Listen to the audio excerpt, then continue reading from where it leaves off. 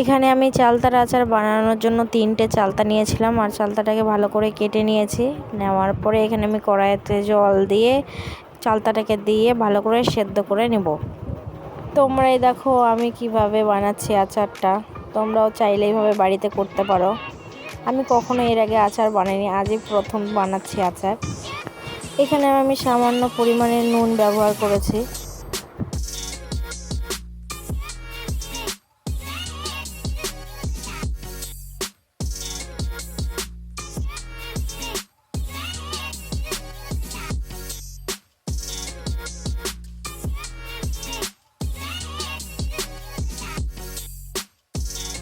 এখানে আমার চালতাগুলো সেদ্ধ হয়ে গেছে। তারপরে এখানে আমি একটা মশলা তৈরি করার জন্য কড়াইতে দিয়ে দিলাম গোটা জিরে, তারপর গোটা কয়েকটা আমি শুকনো লঙ্কা, তারপরে দিয়েছিলাম তোমার গোটা ধনে আর মৌরি।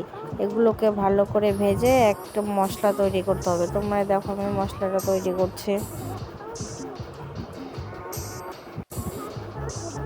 তারপরে সেই সেদ্ধ করে রাখা চালতাগুলোকে একটা একটা করে থেতো করতে হবে, যাতে এর ভেতরে মশলাগুলো সব ঢুকতে পারে। সেই জন্য তোমরা দেখো আমি একটা একটা করে কীভাবে থেতো করছি। এরপরে সবগুলো থেতো করে নেওয়ার পর একটা কড়াইতে তেল দিয়ে তার মধ্যে একটা শুকনো লঙ্কা আর একটুখানি পাঁচফোড়ন দিয়ে সেই বেটে রাখা চালতাগুলো এর মধ্যে দিয়ে ভেজে নিতে হবে। ভালো করে ভাজতে হবে, যাতে সে পুরো চালতার গায়ে যে জলগুলো থাকে সেটা যেন জলগুলো একবারে শুকিয়ে যায়।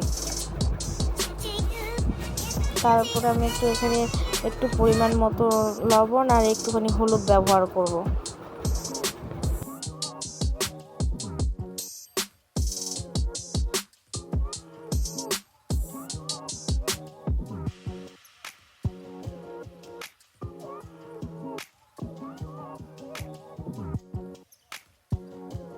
তারপরে যখন জলটা শুকিয়ে আসবে তখন তারপরে আমি দিয়ে দেবো এখানে গুড়।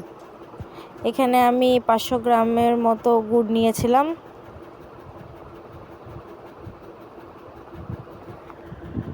তোমরা দেখো কত সুন্দর এখন আচারের কালারটা এসেছে।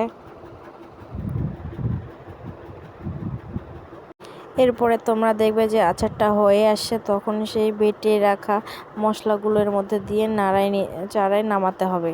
তোমরা দেখো আমার আচারটা কত সুন্দর হয়েছে। আর সত্যি বলছি, আমি প্রথমবার আচার করেছি, সবাই খেয়ে বলেছে খুব সুন্দর হয়েছে। আমি ভাবতে পারিনি এত সুন্দর আচার হবে।